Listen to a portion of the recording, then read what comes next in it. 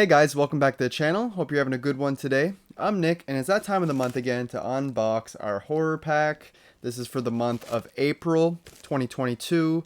If you're not familiar with the service, it's a subscription service where you can get 4 Blu-rays or 4 DVDs delivered right to your door that are all horror related. Or you can get both packs if you want, and it's a real great way to expand your horror collection, guys. So if you're interested in signing up, I will leave a link in the description. And let's unbox this bad boy. I'm always excited to see what we're gonna get. First up, we got the Horror Pack Limited Edition Deathcast. Now, there's always one of these limited editions in the Blu-ray packs, which is really cool. They're these more independent films for the most part, and they're really hard to get. And this one is number 70 out of all their totals so far, as you can see my big stack there. So Deathcast, it seems like a slasher kind of mixed with like a streaming service or something. This is a casting, right? Streaming or something. It's an experimental horror film. They're making a film. That's really cool. And someone's killing them off. Never heard of it. Interested to check it out. Ooh, we got Pay the Ghost, a Nicolas Cage film. Always interested to check out his flicks, especially the last 10 years. He's been getting into a lot more wacky stuff, so this one seems to be like a more supernatural flick. Never heard of it. Evil Walks Among Us. Let's try to see what year it is. 2015. So a few years old now. Another one I haven't seen before. Next up we got, Full Moon High. This one looks cool. Very 80s style. It's a Scream Factory release, which is always awesome to have in your collection. Yeah, 1980, 1981, around there. An Orion picture too. I have never heard of this, but it was made by Larry Cohen, which I do know. He made the movie Q. I think he did The Stuff. So this should be interesting. Probably more of like a horror comedy. But yeah, it kind of reminds me of a Teen Wolf a little bit. But the cover has a girl chasing him with a knife, which is really odd for the girl to be chasing the werewolf.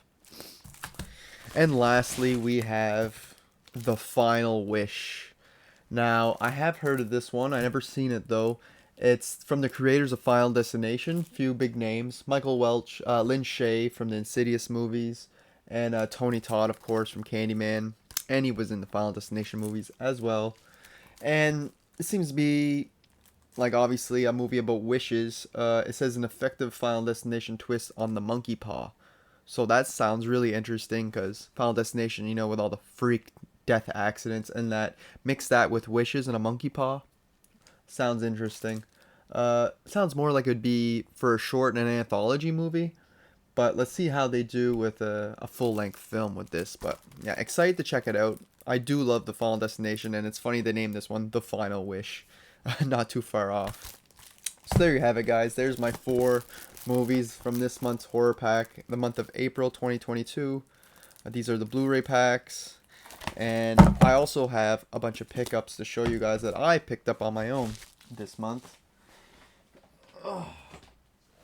We also got this Batman 80th anniversary 18 film collection. Now these are only animated flicks. I'll just name them right quick.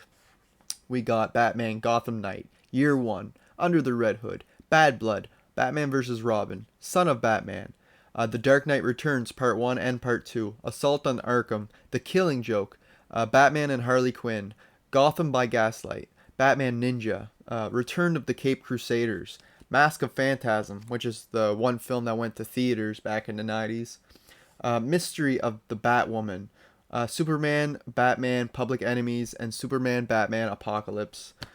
This is an awesome set. All 18 movies on individual discs. You got 18 discs with this, and there's a ton of special features as well. The only one I got to check out since I bought it was the Batman and the Harley Quinn one. Very odd, out there with its humor and that, but it was still a fun watch, and I'm excited to check out more. I just had to pick up that collection. It's pretty expensive. Like in Canada here, it goes for like $90 sometimes, but it was down to like 60 on sale, so had to pick it up. We got another Scream Factory, Mad Max Collector's Edition. I own Road Warrior and the 4th one, the newest one that came out, Fury Road, but I didn't own the first or part 3, so I had to fix that. I still don't own part 3, but that will definitely be the last in my collection if I ever do pick it up. We got Hulk, the one from 2003, not the part of the MCU. I remember enjoying this one as a kid, like when I was a young teen, but I haven't really watched it since, and I don't hear the greatest things anymore. So, and I don't remember a whole lot from it, so that is not a good sign, but I'm still anxious to check it out. I hear that it's much more in the vein of a comic book than our newer films, the way it's made. So that's cool. Another Scream Factory, George A. Romero's Day of the Dead. I want to try to collect all the Romero films eventually, but this one is one of my favorites out of the Dead series. I actually prefer this and Night of the Living Dead over Dawn, if you believe it or not. But yeah, they're all classics. They're all great flicks. We got Batman Forever. Again, just trying to fill out my Batman movies. I was missing this, Batman Robin, and the old one from the 60s, the Adam West one, and Dark Knight Rises. So I'm on a mission. Forever is a wacky, kind of mixed bag for me, but it's still a lot of fun. We got The People Under the Stairs from Wes Craven. This is one of his most overlooked movies. Pretty underrated.